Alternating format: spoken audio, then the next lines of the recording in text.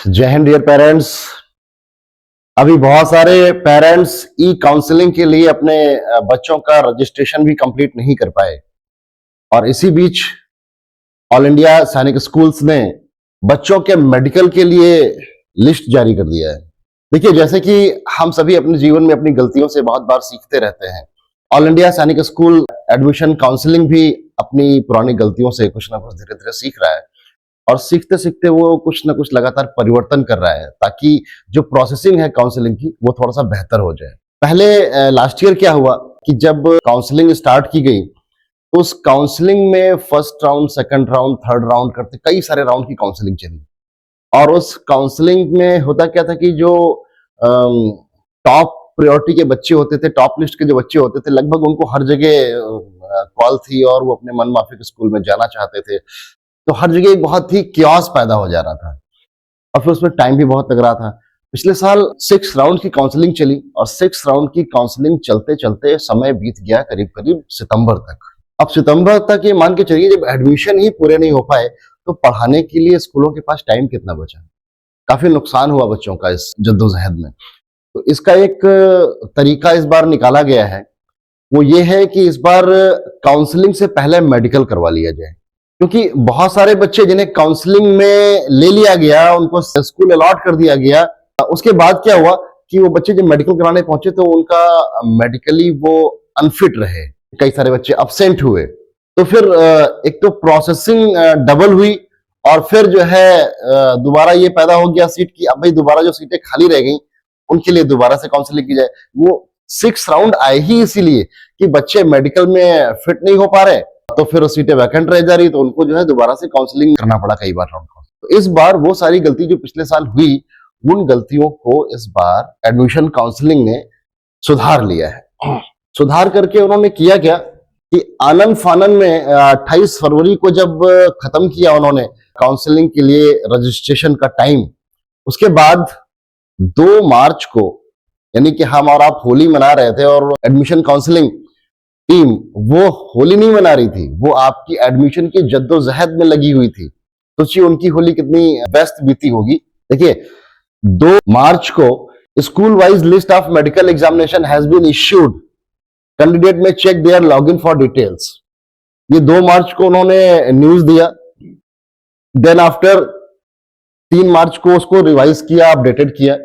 The revise and updated school wise list for medical admission has been issued. कुछ कमियां रह गई उसमें, उसको उन्होंने दोबारा से 3 तारीख को फिर से पब्लिक नोटिस देके ये निकाल दिया। अब ये जो लिस्ट बनाई है उन्होंने मेडिकल के लिए, जो लिस्ट आई है, इस लिस्ट में आपको देखना है बड़ी क्लियर कट यहां उन्होंने लिखा हुआ है, it is here by expressly clarified that the present list is neither a merit list nor a list of selected candidates. Publication of the same shall not be constituted as selection, confirmation or allotment of any school under any circumstances. ठीक है, ये जो medical के लिए list बनी है, आप clear cut ये समझ लें कि ये किसी भी सूरत में सिलेक्शन, कंफर्मेशन या स्कूल अलॉटमेंट की लिस्ट नहीं है। जिन बच्चों का नाम इस लिस्ट में नहीं है या जिन बच्चों को अपने स्टूडेंट पोर्टल पर जाने पर उनको मेडिकल के लिए कोई डिटेल नहीं मिल रहा है, उनको परेशान होने की कतई जरूरत नहीं है। जो अभी लेटेस्ट न्यूज उन्होंने दिया है 5 मार्च को, candidates are shortlisted for medical examination up to 3 times the number of vacancies based on inter se merit, domicile, AISSEE portal registration, AISC qualification and availability of Sainik school और new Sainik school in their domicile state. अब समझिए ये बात क्या कह रही है। ये जो पीछे मेरे न्यूज लगी हुई है नंबर 1 पे, ये न्यूज ये कह रही है कि किसी भी एक पर्टिकुलर स्टेट में वहां अगर सैनिक स्कूल या न्यू सैनिक स्कूल है तो उस कंडीशन में उस स्टेट के बच्चे जो कि नंबर 1 चीज जो क्वालिफाई है इस एग्जाम में, ऑल इंडिया सैनिक स्कूल एंट्रेंस एग्जाम 2026 के लिए, और जिन्होंने आइजैक पोर्टल पे अपना रजिस्ट्रेशन पूरा कर दिया है। तीसरी बात कि उस स्टेट में सैनिक स्कूल और न्यू सैनिक स्कूल कुल मिलाकर के जितनी भी सीटें बन रही हैं उसके 3 गुना बच्चे, 3 times of the number of vacancies based on inter se merit. तो उन बच्चों को मिला करके एक मेडिकल लिस्ट बनाई गई है। उस मेडिकल लिस्ट वाले बच्चों को एक स्कूल अलॉट कर दिया गया है। वो सैनिक स्कूल भी हो सकता है और न्यू सैनिक स्कूल भी हो सकता है। अब इसके बाद फर्दर वो जो स्कूल उनको अलॉट किया गया है, उस स्कूल के द्वारा आगे एग्जामिनेशन सेंटर को अलॉटमेंट किया जाएगा कि आपका मेडिकल एग्जामिनेशन होगा कहां पर। जैसे मान लिया यूपी एक बड़ा स्टेट है और यूपी में 3 सैनिक स्कूल हैं, अमेठी, झांसी और मैनपुरी। और यूपी में कई सारे प्राइवेट यानी कि नए सैनिक स्कूल भी हैं, जैसे लखनऊ में एक है सूर्य सैनिक स्कूल, और भी कई जिलों में है। तो इन सारे सैनिक स्कूल्स और नए सैनिक स्कूल्स को मिला करके उत्तर प्रदेश में जितना भी वैकेंसीज बन रहा है क्लास 6 और क्लास 9 के बच्चों का, उसके 3 गुना बच्चे उत्तर प्रदेश के जो डोमिसाइल बच्चे हैं उनसे एक लिस्ट बना के तैयार कर ली गई है और उनको अपने डिस्ट्रिक्ट के पास का, जो सबसे पास का डिस्ट्रिक्ट होगा, अगर वहां कोई सैनिक स्कूल है तो वो अलॉट कर दिया गया है। ऐसे जो लखनऊ और उसके आसपास के बच्चे होंगे उनको सूर्या सैनिक स्कूल, जो न्यू सैनिक स्कूल है, वो अलॉट कर दिया गया है। और अब सूर्या सैनिक स्कूल क्योंकि लखनऊ में है तो वो लखनऊ के डिस्ट्रिक्ट हॉस्पिटल से लाइजन करके एक तारीख डिसाइड कर लेगा और वहां पर उन सारे बच्चों को, जो लखनऊ और आसपास के बच्चे हैं, उनको मेडिकल के लिए डेट और टाइम उनका फिक्स करके वहां भेज देगा। अब जो बच्चे मान लिया कि अमेठी और उसके आसपास के जिलों से आते हैं, तो सैनिक स्कूल अमेठी की जिम्मेदारी बनती है कि उन सारे बच्चों की एक लिस्ट तैयार होगी और वो सैनिक school Amethi district hospital Amethi से लाइजनिंग करके एक डेट और टाइम डिसाइड करेगा। हर बच्चे का टाइम अलग अलग होगा, डेट भी अलग अलग हो सकती है, बहुत सारे बच्चे होंगे, और same age applies to Jhansi also. तो इससे क्या होगा कि जो मेडिकल का लोड था वो एक जगह पड़ता था, वो लोड डिस्ट्रीब्यूट हो गया और मेडिकल में पहले से ये मालूम हो गया कि कौन सा बच्चा फिट है, कौन सा बच्चा अनफिट रहा और कौन से बच्चे ने मेडिकल में पार्टिसिपेट ही नहीं किया। अभी बहुत सारे ऐसे बच्चे भी होंगे जो मेडिकल में पार्टिसिपेट ही नहीं कर पाएंगे। इतना आनंद फानन में ये सारा कुछ जारी हुआ है कि 1 महीने का टाइम रहा जब काउंसलिंग के लिए रजिस्ट्रेशन करने का, तो मेरे पास अभी तक फोन आ रहे हैं कि अभी तक हम काउंसलिंग नहीं कर पाए हैं, रजिस्ट्रेशन नहीं कर पाए उसके लिए। अब क्या तरीका हो सकता है, कोई उसमें रास्ता हो तो बताइए।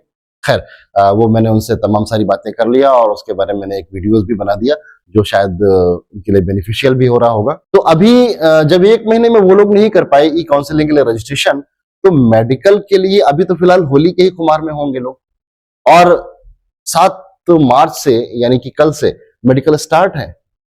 अब वो कैसे सारा डॉक्यूमेंटेशन करेंगे और कैसे जो है जिन लोगों को कल 7 को या 8 को मेडिकल के लिए पहुंचना है, बहुतों तक तो सूचना भी नहीं होगी, बहुत लोग मोबाइल खोल के देखते भी नहीं है, मेल तो कोई चेक ही नहीं करता। खैर अगर मेल चेक करें तो शायद लोगों को इतनी समस्या ना हो, लेकिन मेल चेक करने की आदत नहीं है, लोग व्हाट्सएप और फेसबुक से फुर्सत नहीं पाते।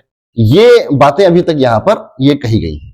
अब दूसरी चीज मैं आपको एक और बताऊं कि जिन स्टेट्स में कोई सैनिक स्कूल नहीं है, जैसे मान के चलते हैं कि तेलंगाना में कोई सैनिक स्कूल नहीं है। अब जब तेलंगाना में कोई सैनिक स्कूल नहीं है, गोवा में कोई सैनिक स्कूल नहीं है, नॉर्थ ईस्ट में बात करें तो सिक्किम में कोई सैनिक स्कूल नहीं है, और अगर वहां पर कोई न्यू सैनिक स्कूल भी नहीं है, तो उस कंडीशन में उन बच्चों का क्या? तो ये सेकंड पॉइंट है नोटिस का, वो ये कह रहा है कि जो कैंडिडेट हैं जिन्होंने ऑल इंडिया सैनिक स्कूल एडमिशन काउंसलिंग पोर्टल पर अपना रजिस्ट्रेशन पूरा कर लिया है, मेरी बात ध्यान दीजिएगा, जिन्होंने काउंसलिंग के लिए रजिस्ट्रेशन नहीं किया है उनकी कोई बात ही अब नहीं की जा रही है, वो बात खत्म हो चुकी। और जो ऑल इंडिया सैनिक स्कूल एंट्रेंस एग्जाम 2026 के एग्जाम में क्वालिफाइड हैं और उनका जो डोमिसाइल स्टेट है वो कोई भी सैनिक स्कूल या न्यू सैनिक स्कूल नहीं है, वो अदर स्टेट कैंडिडेट के रूप में ही कंसीडर किए जाएंगे, क्योंकि जाहिर सी बात उन्होंने दूसरे स्टेट में जाना है, तो दूसरा स्टेट चाहे वो सैनिक स्कूल हो या न्यू सैनिक स्कूल हो, उनको अदर स्टेट कैंडिडेट के रूप में ही कंसीडर करेगा। तो जो ऐसे बच्चे हैं, इन बच्चों का जो मेडिकल वगैरह होना है, the medical examination of such candidates would be conducted post prioritisation of schools bye candidates. तो अभी जब ये मेडिकल वगैरह हो जाएगा, जिन बच्चों को मेडिकल लिस्ट नाम की जारी की गई है, तो जब इन सबका मेडिकल हो जाएगा तो अभी चॉइस फिलिंग का ऑप्शन आएगा आपके सामने। चॉइस फिलिंग के बाद फिर काउंसलिंग शुरू होगी। तो जब इन सारे बच्चों का मेडिकल एग्जामिनेशन हो चुका होगा और उसके बाद चॉइस फिलिंग आएगी और आप लोग अपना अपना स्कूल की प्रायोरिटीज भर चुके होंगे, देन आफ्टर वो जब आपको एक स्कूल के लिए शॉर्टलिस्ट कर दिया जाएगा, तो फिर अब उस स्कूल, जो स्कूल आपको शॉर्टलिस्ट करके दिया गया है, अब वो स्कूल आपके लिए मेडिकल कंडक्ट कराएगा। तो उससे होगा क्या कि बहुत सारे, अब जो उनकी जो सीटें हैं, वो हर स्कूल में दो तरह की सीटें हैं, दो कैटेगरी हैं, एक डोमिसाइल कोटा और एक अदर स्टेट कोटा। तो जो ये अभी मेडिकल लिस्ट जारी हुआ है, इस मेडिकल लिस्ट से केवल वो अपने डोमिसाइल कोटे की सीटें ही भरेंगे।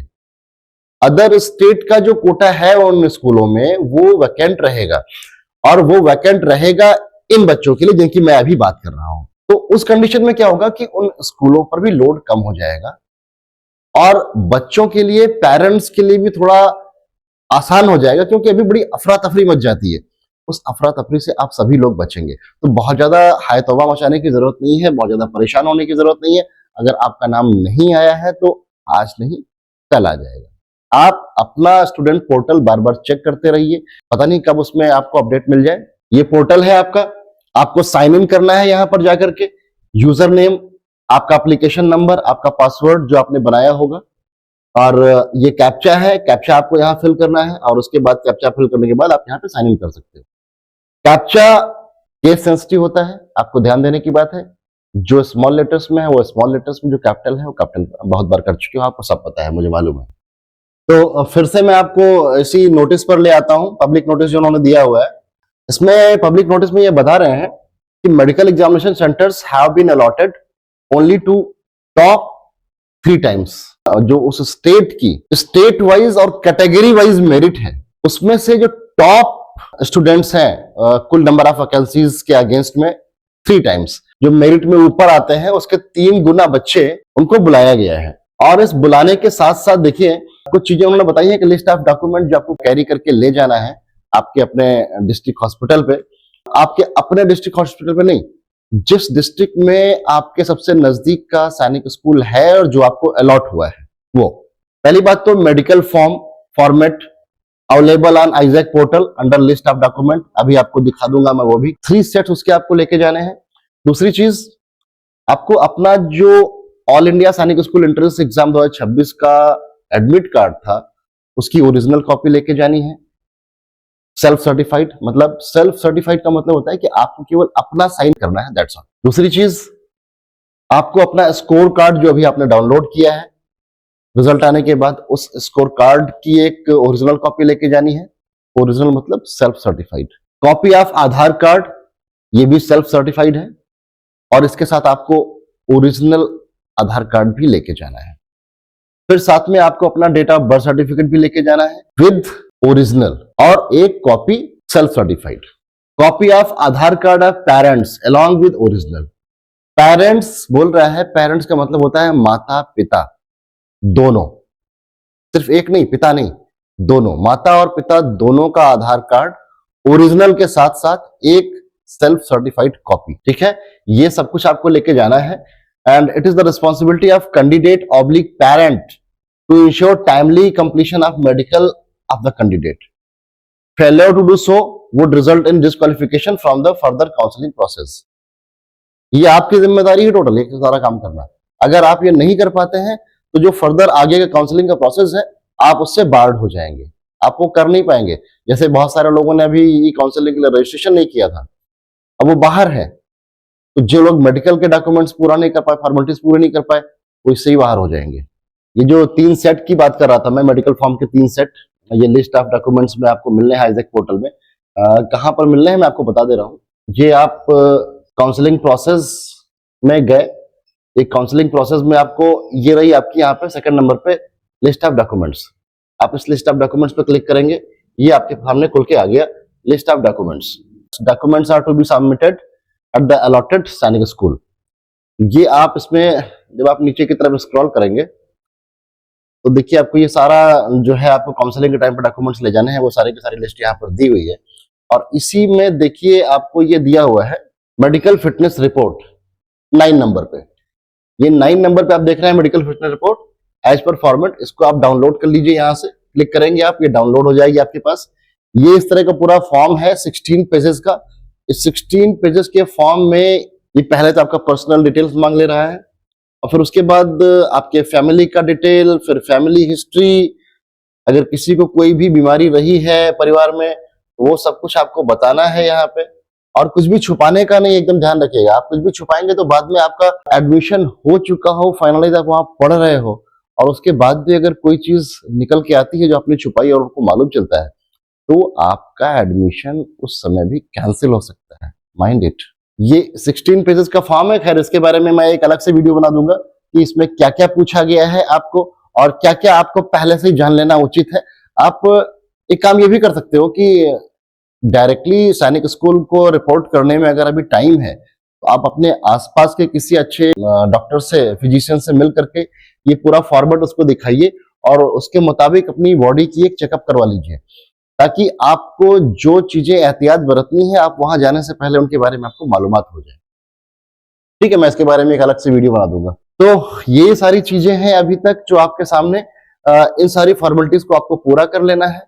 कई सारे ऐसे भी लोग हैं जिनको स्कूल तो अलॉट हो गया, लेकिन अभी मेडिकल सेंटर और उनकी डेट अलॉट नहीं हुई, उनका टाइम अलॉट नहीं हुआ। भाई, तो इसमें परेशान होने की आवश्यकता नहीं है आपको। कब आएगा, आ ही जाएगा। आप अपना स्टूडेंट पोर्टल लॉगिन करके देखते रहिए, या फिर आपको बहुत ज्यादा जल्दी है तो देखिए ये स्कूल इन्फॉर्मेशन है। आपको बता दिया गया है यहाँ पर कि आपको कौन सा स्कूल अलॉट किया गया है मेडिकल के लिए। ये स्कूल इन्फॉर्मेशन है। आप स्कूल इन्फॉर्मेशन पे जाइए, ये सारे स्कूल्स यहाँ पर सबकी लिस्ट दे दी गई है। अब मान लिया आप बिहार से हैं और बिहार में 2 सैनिक स्कूल हैं, गोपालगंज, नालंदा। यहाँ पर क्या है कि उनकी वेबसाइट भी दे रखी है और वहां के जो अथॉरिटीज हैं उनका कॉन्टेक्ट नंबर भी दिया हुआ है, प्रिंसिपल का भी नंबर दिया हुआ है, एडमिशन इंचार्ज का भी नंबर दिया हुआ है, बाकी सारा डिटेल दिया हुआ है। तो अगर आपको बहुत जल्दी है तो आप इनसे बात कर लीजिए डायरेक्टली। ये आपको बता देंगे कि आपका कब है, आपको कितना टाइम पहुंचना है। तो फिलहाल ये जो बहुत सारा अभी तक यूट्यूब पे हाय तौबा चल रहा है, हर एक इंसान आपको ये बताने और समझाने में लगा हुआ है कि कब, क्या, कैसे, कितनी तेजी के साथ में, तो कुल मिला के सबका क्रक्स इतना ही है। बाकी अगर कोई और अपडेट आता है जिसका कुछ ऑथेंटिफिकेशन होगा तो मैं आपको अपडेट करता रहूंगा। फिलहाल तब तक आप अपने मेडिकल डॉक्यूमेंट्स को पूरा कर लीजिए, ताकि अगर आपका मेडिकल एग्जाम डेट आ जाए तो आपको उस वक्त कोई हड़बड़ी में कोई चीज छूट नहीं जाए। जय हिंद।